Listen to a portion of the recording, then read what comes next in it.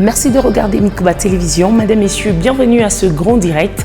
À la une de l'actualité, lancement ce lundi des travaux de la table ronde sur l'évaluation de l'état des sièges décrétés dans la province du Nord Kivu et de l'Ituri par le chef de l'État Félix-Antoine Tshisekedi Tshilombo. De ces assises de 3 jours, les chefs de l'État congolais attendent des participants une réflexion approfondie sur l'état des sièges et de sa gouvernance actuelle qui déboucherait sur une orientation concertée.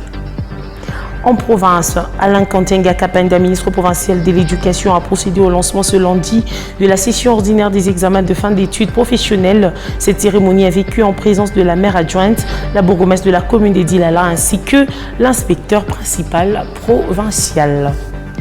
Et le commissaire provincial de la police nationale congolaise, accompagné de ses adjoints nouvellement nommés, a été reçu ce lundi 14 août 2023 par le maire de Kolwezi, maître Jacques Massango Kindele, dans son cabinet de travail. Les détails sont à suivre dans ce grand direct. Voilà tout pour les titres.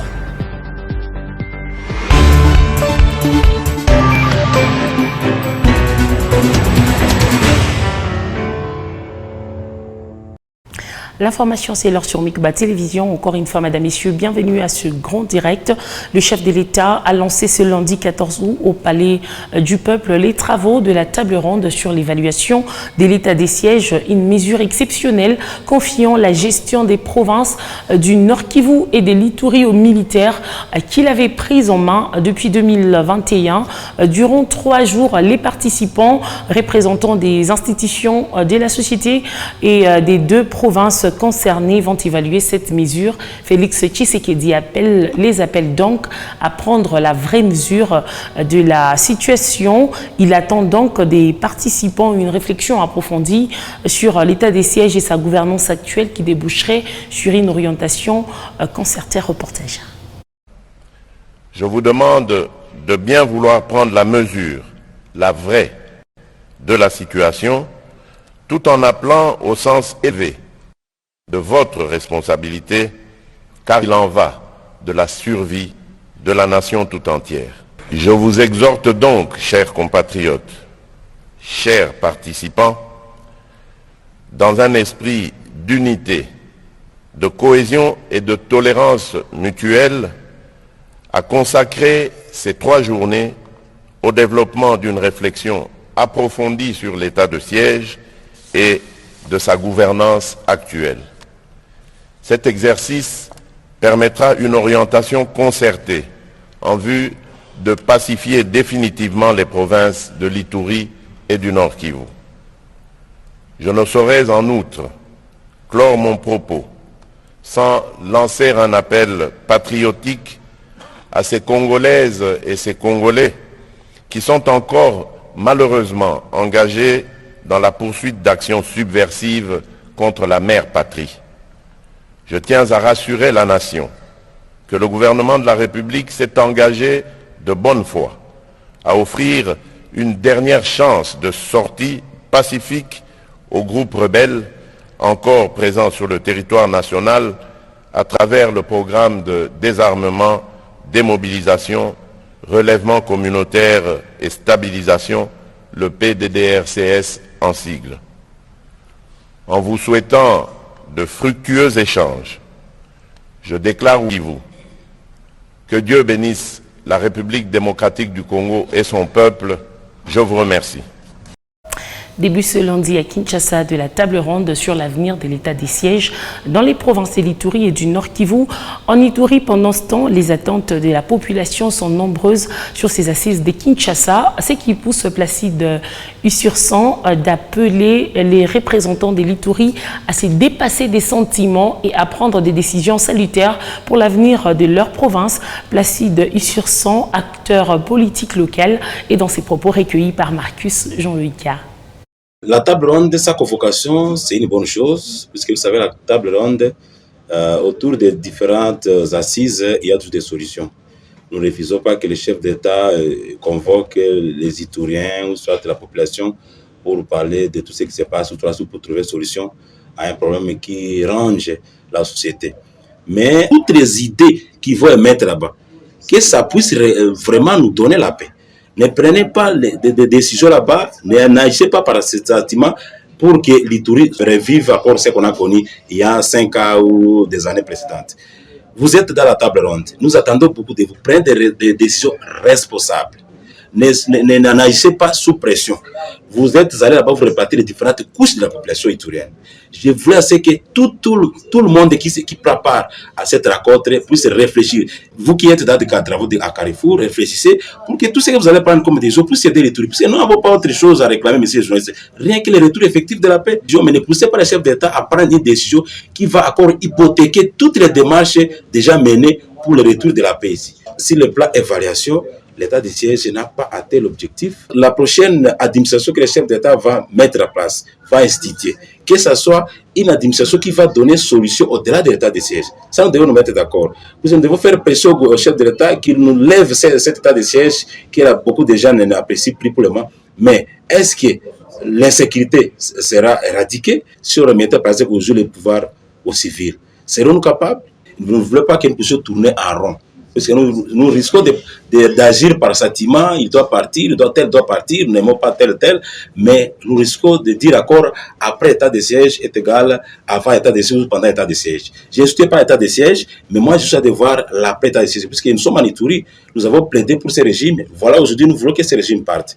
Alors, nous devons vraiment être prudents et surtout, je compte sur la sagesse du chef de l'État. Sinon, messieurs les journalistes, nous risquons d'accord de pousser le chef d'État à prendre des décisions. Après accord, non pas ça, nous risquons d'embrayer le chef de l'État.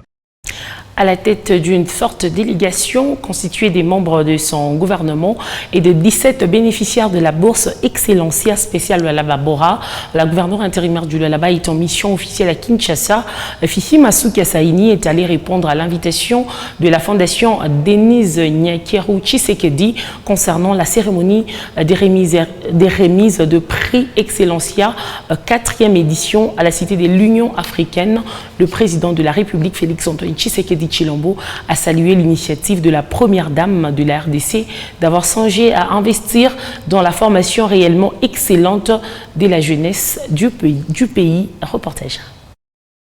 À la tête d'une forte délégation constituée des membres de son gouvernement, de son cabinet et des 17 boursiers spéciaux Excellencia Lualaba Bora, la gouverneure de province s'est envolée en début de soirée de vendredi 11 août à Kinshasa. Marie-Thérèse Masuka Saini est allée répondre à l'invitation de la fondation Denise Nyakeru Tshisekedi pour la cérémonie de remise de prix Excellencia 4e édition. Touché par la présence des lauréats du Lualaba, Denise Nyakeru a eu des mots appropriés pour leur souhaiter la bienvenue. Je remercie Madame la gouverneure du Lualaba qui a bien voulu accompagner ce programme avec ce qu'on appelle Excellencia Lualaba. C'est spécial.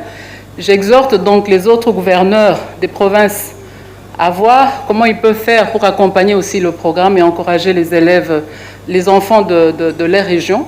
Une manifestation historique qui s'est déroulée ce samedi 12 août 2023 à la Cité de l'Union africaine sous les auspices du président de la République. Félix-Antoine Tshisekedi Tshilombo a salué les prouesses de la première dame de la RDC, la première dame de son cœur, d'avoir choisi d'investir dans l'avenir de son pays à travers la formation réellement excellente de la jeunesse.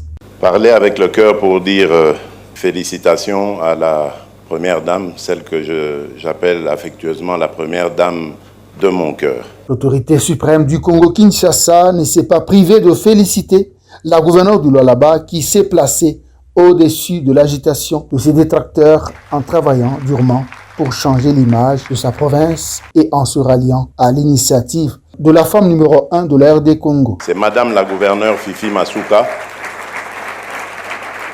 à qui je vous demande vraiment de rendre un vibrant hommage ici. J'ai été agréablement surpris d'apprendre qu'elle a aussi répondu promptement à cet appel de la Fondation Denise Nyakeru Tshisekedi. La gouverneure Masuka Saini n'entend pas baisser la garde dans la mission lui confiée par le président Tshisekedi, à savoir réduire sensiblement l'écart entre les richesses minières face à la pauvreté du peuple lualabais. Autre chose à présent, à travers un rapport publié récemment, Amnesty International et African Resource Watch avaient dénoncé les atteintes aux droits de l'homme qui, selon ces deux organisations internationales, alimentent le commerce mondial du cobalt sur base des recommandations contenues dans ce rapport. Et après des actions de plaidoyer, ces deux structures ont renseigné que les résultats de leurs recherches visent à éclairer les efforts existants et émergent pour réglementer les secteurs miniers artisanal du cobalt en République démocratique du Congo. Regardez. Face à l'insuffisance des maîtrises des réalités de terrain et en dépit de tous les efforts d'assainissement du secteur minier artisanal en RDC, Amnesty International et African Resource Watch ont constaté qu'en plus du fait que beaucoup d'acteurs du secteur minier manquent également des formations nécessaires sur les véritables impacts et coûts-avantages des normes ASEM sur le moins des substances des exploitants artisanaux du cobalt en RDC. L'initiative de créer EGC pour formaliser les secteurs est complètement bloquée pour plusieurs raisons révélées dans les éléments d'enquête menés entre 2022 et 2023 par AfriWatch et IED, appuyé d'un documentaire dans lequel les différents acteurs et responsables du secteur s'expriment sur les vrais défis et des recommandations pour débloquer la situation. Les recommandations sont liées aux défis. Nous avons premièrement demandé que l'État puisse s'investir sur la question pour créer des zones d'exploitation minière artisanale, parce que c'est le départ. Dès que ces zones sont créées, l'État peut faciliter la transformation des coopératives en sociétés coopératives, et puis l'État doit attribuer ces coopératives des artisanaux sur des sites viables, et dès que le centre de négoce est opérationnalisé, à ce moment-là, les minerais viendront des sites officiels pour être vendus au centre de négoce à des prix abordables et permettant à l'exploitant de gagner de son travail. Amnesty International et African Resource Watch ont constaté que certaines entreprises minières ont mis en place les mesures de diligence nécessaires pour la traçabilité du cobalt contenu dans leurs produits et les conditions dans lesquelles ces minerais est extrait et commercialisé. Malheureusement, ces mécanismes n'ont pas normalement fonctionné faute de diagnostic des causes directes et indirectes mais réelles et l'absence d'implication de l'État congolais pour des solutions durables. Et dans la province du Kasaï central, l'Office de voirie et drainage OVD en sigle a bouclé samedi dernier les tirages au sort du recrutement de la main-d'œuvre locale dans le cadre du projet d'urgence pour la résilience urbaine de Kananga. Au total, 640 personnes, hommes et femmes, ont été recrutées pour 8 sites choisis pour exécuter ce projet financé par la Banque mondiale à la hauteur de 100 millions de dollars pendant 5 ans. Soleil Ntumba Moufika nous en parle dans ce reportage. Lancé depuis le 23 juin 2023 à Kananga par le chef de l'État Félix Tshisekedi Tshilombo, les travaux qui s'inscrivent dans le cadre du projet d'urgence pour la résilience urbaine de Kananga connaissent de nouvelles étapes. Il s'agit sans doute du recrutement de la main-d'œuvre locale sous la supervision de l'Office des voiries et drainage OVD. Ces recrutements se fait sur base d'un tirage au sort organisé dans les 8 sites choisis, et ceci passe par un critérium bien élaboré, comme l'a dit Crispin Mouleba, chef de brigade OVD Kananga, qui a supervisé ces opérations. Il y a les critères des lieux de résidence. Les lieux de résidence, vous devrez être pour PK706 résident du quartier Mabondo ou bien du quartier Lumumba. Pour les régions SNCC, il faut être résident du quartier Tisambi. Il y a l'aptitude physique, vous devrez être apte à travailler pour les travaux durs. Pour les mamans, vous ne devez pas être grosse. Pour les autres critères, vous devrez être des nationalités congolaises. Dans tous les 8 sites visités, on trouve sur place une forte équipe qui tient à respecter les exigences de la Banque mondiale dans le processus de recrutement. Bon, nous avons organisé ce concours. C'est ça la procédure de la Banque mondiale dans ce projet PURIC. Nous devons donner la chance à chaque personne pour qu'ils puissent avoir la chance, au lieu de parler de favoritisme, que oh non, on a pris des gens de chez nous, les gens que nous connaissons. Nous avons donné la chance à toute la population afin que celui qui a réussi soit retenu comme celui qui va travailler à l'OVD. Chaque candidat passe, remet son macaron et tire un jeton dans lequel il trouve son sort. Mentionne non, tu es écarté de la course et avec chiffres, tu passes avec une joie, comme les manifestent quelques retenus dans différents sites. Il faut noter que pour les sites PK 706, seuls 200 candidats seront sélectionnés. Le site de SNCC 240 et le site de Lukonga 200 candidats qui seront affichés pour la signature du contrat avec le fils d'Ivoirien de Nage. Et le gouverneur du Haut-Katanga, Jacques Kabula-Katoué, les membres du bureau de l'Assemblée provinciale, ministres et députés provinciaux, ainsi que plusieurs autres fidèles, ont pris part dimanche 13 août 2023 à la célébration eucharistique marquant la clôture des activités commémoratives. Au cours de cette messe, l'archevêque Fulgence Mouteba a appelé les fidèles à intégrer la Vierge Marie dans leur vie quotidienne. Reportage.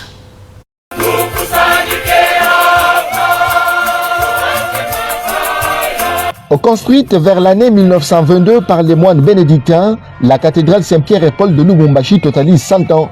En marge de la clôture des activités liées au centenaire débutée en milieu de l'année 2022, une messe qui coïncide avec la fête de l'Assomption de la Vierge Marie a été dite devant le parvis de cette cathédrale ce dimanche 13 août 2023 sous les thèmes « Relecture de l'histoire pour un nouvel élan pastoral ».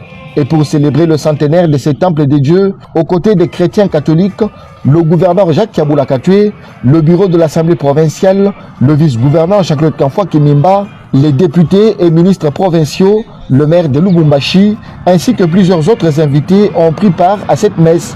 Dans son homélie tirée de l'évangile selon Saint Luc, chapitre 1, versets 39 à 56, l'archevêque métropolitain de Lubumbashi, Fulgence Mouteba Mugalu, a appelé l'Assemblée à intégrer la Vierge Marie dans leur vie chrétienne.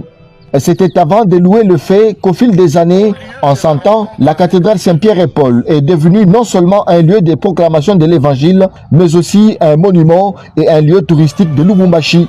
Dans ce mot de circonstances, l'abbé Ferdinand Kalenga, actuel curé, a retracé toute l'historique de la cathédrale Saint-Pierre et Paul, ainsi que les différentes réalisations des évêques qui se sont succédés. À la fin de la messe, en vue d'immortaliser les précurseurs de l'évangile qui sont succédés en cette cathédrale, les bustes des évêques Jean-Félix Demtine, Cornelis, Eugène Kabanga, Floribert Songa, Jean-Pierre Tafunga et Fulgence Mouteba Mugalu ont été inaugurés par l'archevêque métropolitain de Lubumbashi, en présence notamment du gouverneur Jacques Kabula-Katoué et de plusieurs autres invités. Et dans la province du Lualaba, le ministre provincial de l'Éducation, Alain Kantenga Kapenda, a lancé ce 14 août 2023 la session ordinaire des examens de fin d'études professionnelles. C'était en présence de la maire adjointe, la bourgmestre de la commune de Dilala, ainsi que l'inspecteur principal provincial Exosengoy. D'entrée de jeu, le directeur provincial de la formation professionnelle et métiers, Joseph Chimwata, a jeté des fleurs au gouvernement provincial pour son accompagnement dans l'organisation de la 3e édition de ces épreuves. La direction provinciale de la formation professionnelle et métiers de la province du Lualaba est très reconnaissante à l'endroit de votre gouvernement provincial pour son implication tant financière que matérielle à la réussite de ces épreuves. Après la découverture des items, au nom de la gouverneure intérimaire empêchée, le ministre de l'Éducation a donné le go de cet examen. L'occasion pour Alain Kantenga d'appeler les apprenants à la concentration. Il faudrait qu'à travers vous, vous puissiez être les vrais ambassadeurs de ces ministères. Vous devez vulgariser. Vous devez demander à vos frères et sœurs de venir prendre leur inscription à la formation professionnelle et métiers. C'est pour être utile dans la société. Parce que ici, quand vous terminez, vous n'avez pas droit ou encore vous n'avez pas besoin d'écrire « j'ai l'honneur », mais vous allez vous-même créer votre propre emploi. Je voudrais vous demander d'être très concentré, de rester très concentré et d'être confiant en vous-même, de faire confiance en vous-même. Mais c'est sur cette note que je lance officiellement ces épreuves de la formation professionnelle et métier. Les récipiendaires ont ensuite reçu les items des mains propres des autorités présentes.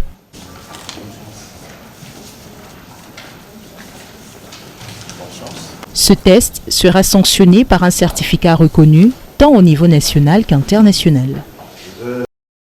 Le commissaire provincial de la police nationale congolaise au Lualaba, accompagné de ses adjoints nouvellement nommés, a été reçu ce lundi 14 août 2023 par le maire de Kolwezi, maître Jacques Massango Kindele, dans son cabinet de travail. Cette rencontre avait pour objectif de présenter les 3 collaborateurs suite à leur nomination. L'autorité urbaine, à son tour, félicité la nouvelle équipe et l'encourager à travailler pour l'intérêt de la population. Regardez.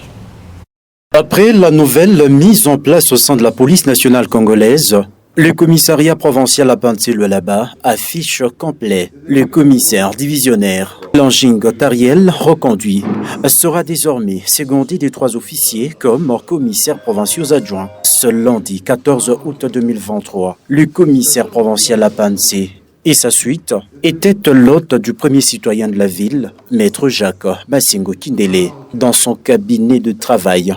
Il y était pour présenter ses 3 adjoints. C'est de venir présenter des civilités à monsieur le maire de la ville. À monsieur le maire de la ville. Si vous avez eu écho des dernières nominations qui se sont opérées à la police nationale, la police nationale du commissariat provincial du Lualaba n'a pas été épargnée. Il y a eu nomination, il y a eu une nouvelle mise en place au sein de la police nationale et dans ce cadre-là, la police du commissariat provincial du Lualaba a reçu 3 officiers qui ont été nommés comme des adjoints, des commissaires provinciaux adjoints. Chacun a son portefeuille, chacun a son occupation.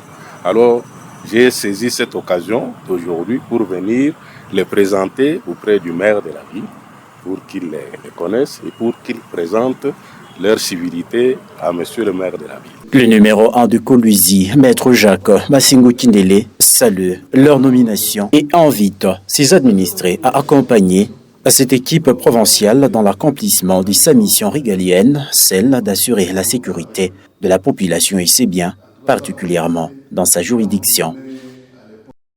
L'autorité urbaine, maître Jacques Massango Kindele, a été plébiscité par l'Union de la presse congolaise en Afrique du Sud ce lundi 14 août 2023 d'un certificat d'honneur en qualité d'homme honnête ayant relevé la gestion du patrimoine de la mairie de Kolwezi. Cette plateforme, dont le siège est situé à Johannesburg, suit de près les réalisations exceptionnelles de l'autorité urbaine depuis son avènement à la tête de la mairie de Kolwezi. Après la réception de cette récompense, l'homme de la justice et l'équité a promis de redoubler d'efforts pour les développements croissants de la capitale mondiale du cobalt et le bien-être de ses administrés. Reportage. En qualité d'homme honnête, ayant relevé les niveaux de la gestion du patrimoine de la mairie de Kolwezi, un homme de paix et un expérimenté de la justice. C'est en ces termes que le premier citoyen de la ville, maître Jacques Massango Kindele, s'est vu décerner un certificat d'honneur de l'Union de la presse congolaise en Afrique du Sud, par le biais de son directeur général. Nous avons eu des échos qu'avant vous, il y a eu quelques petits couacs avec la gestion de la ville, surtout de la ville. Depuis que vous êtes là, avec votre savoir-faire, vous avez remonté la pente. Et aujourd'hui, nous pouvons vous féliciter, vous dire merci. Et lorsque nous vous donnons un certificat comme celui-ci, c'est pour que cela vous donne encore beaucoup de courage. Cette distinction est la conséquence de ses réalisations exceptionnelles et sa contribution significative à l'élan du développement croissant à la tête de l'hôtel de ville de Kolwezi. Que vous avez prononcé à l'endroit de notre modeste personne, nous vont tout droit au cœur. Reconnaître le travail à plus de 2000 km, c'est un signe de reconnaissance qui dépasse tout entendement.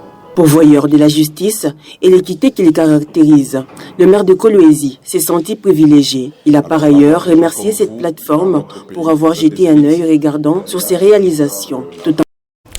Dans 3 mois, les bureaux administratifs de la police Iwabora aura une toute autre image. Françoise Mangweji, bourgmestre de la commune de Dilala, a posé ce lundi 14 août 2023 dans l'avant-midi la première pierre pour la construction d'un bureau moderne à la taille de la commune qu'elle dirige. Un geste salué par la population de cette partie de la ville de Kolwezi. Suivez cet élément de reportage de la cellule de communication de la commune de Dilala. La première citoyenne de la commune de Dilala, Françoise Mangweji, a posé lundi 14 août 2023 la première pierre pour la construction du bureau administratif de la police Soussiat et Wabora.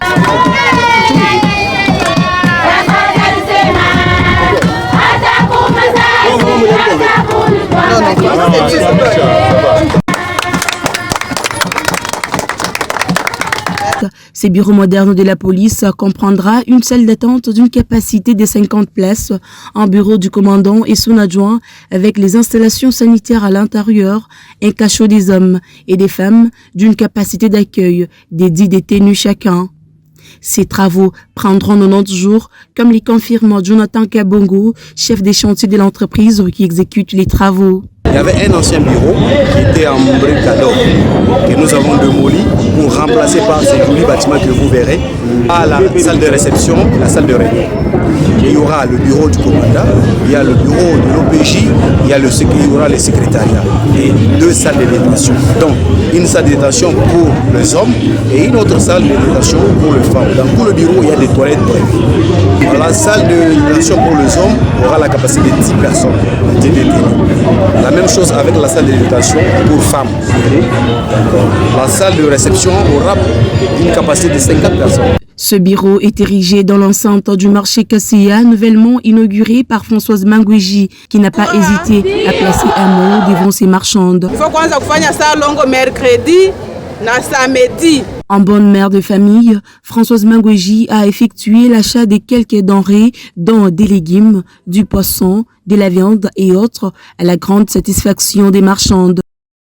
Les jeunes de la colonie de vacances de Kolwezi organisée par la compagnie minière de Moussonoy ont visité les usines de cette société œuvrant dans la province du Lualaba. Cette visite avait pour but de faire découvrir aux filles et fils de Kolwezi les installations de ces géants miniers à Tedi Dizamba. Après le lancement des activités de la colonie de vacances à la cité Gécamine Kolwezi, les vacanciers de cette colonie se sont rendus dans les installations de la compagnie minière de Moussonoy pour une visite de ce site d'exploitation. Aujourd'hui, nous sommes venus ici visiter Gomis, voir ce qui se passe ici réellement. Ça nous a fortifiés. Il y a eu des conseils qu'on nous a donnés. Nous, en tant qu'enfants, qu'on n'est pas dans des carrières minières, sinon on pourra attraper des maladies. J'ai aimé la façon qu'on nous a accueillis, on nous a mis à l'aise, on nous a donné des choses. Pour cela, nous remercions Gomis. Ces jeunes ont d'abord été reçus par les responsables de la société qui leur ont offert des fournitures scolaires. Les vacanciers de Tchaboula ont ensuite eu droit à une petite formation sur les consignes de sécurité au sein de l'entreprise. Et puis le couple de Maître Godefroy Tchey a totalisé ce week-end 25 ans de mariage. Pour célébrer leur noces d'argent, Ruth Mafik Néné et Godefroy Kans Tchey ont reçu la bénédiction pontificale venue du pape François. C'était au cours de la célébration eucharistique solennelle demandée par ce couple. Encore une fois, Tedi Dizamba. 1998-2023. Cela fait exactement 25 ans jour pour jour que Maître Godefroy Kans Tchey et Ruth Mafik Néné se sont dit oui devant Dieu et devant les hommes. 25 ans de vie commune pour ce couple du Lualaba. La célébration de noces d'argent a eu lieu ce week-end. D'abord, par une messe solennelle dite dans la cathédrale Sainte-Barbe et Saint-Éloi de Kolwezi, au cours de laquelle le couple Godefroy Tchey a reçu la bénédiction pontificale venue du pape François. Sa sainteté François accorde des grands cœurs la bénédiction apostolique à Godefroy Tchey Kans et Ruth Mafik Font à l'occasion de leurs 25 ans de mariage, afin que leur amour consacré devant l'autel soit quotidiennement affermi par la grâce de Dieu. Paroisse Saint-Antoine de Padoue, Kolwezi, 18 juillet 2023. Ce journal est terminé, Madame, Messieurs. Merci à vous de l'avoir regardé. Prenez bien soin de vous. Au revoir.